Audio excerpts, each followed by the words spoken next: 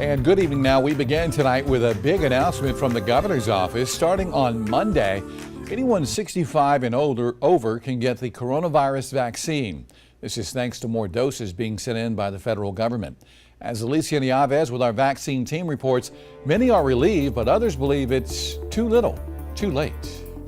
More South Carolinians in a critical age group will soon be able to get the vaccine. To best protect the health and safety of all South Carolinians, we must first make sure that those at highest risk of severe illness and death get vaccinated first. DHEC says over 80% of COVID-19 deaths in South Carolina have been among those 65 and older. I feel relieved. Doris Farmer of Clarendon County barely missed the initial cutoff. She's 69 years old with underlying health conditions. I can't fool around with my lungs.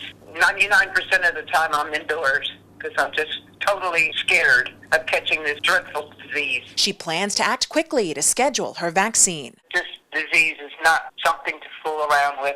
Deaths are outrageous. I mean, those poor people, I know that they were old, so on and so forth, but they didn't deserve to die. I think the anxiety was starting to set in on me a little bit. Skip Anderson of Columbia is 66. After being turned away at Prisma's drive-through site this past weekend at Gamecock Park, he followed a friend's advice and got his first vaccine in Charlotte. I think my issue and concern was just, you've lived in South Carolina all your life, but you had to go to Charlotte to another state to get a shot. Anderson is one of an estimated 20,000 people to get their shot at North Carolina's largest COVID-19 vaccination clinic over the weekend at Bank of America Stadium.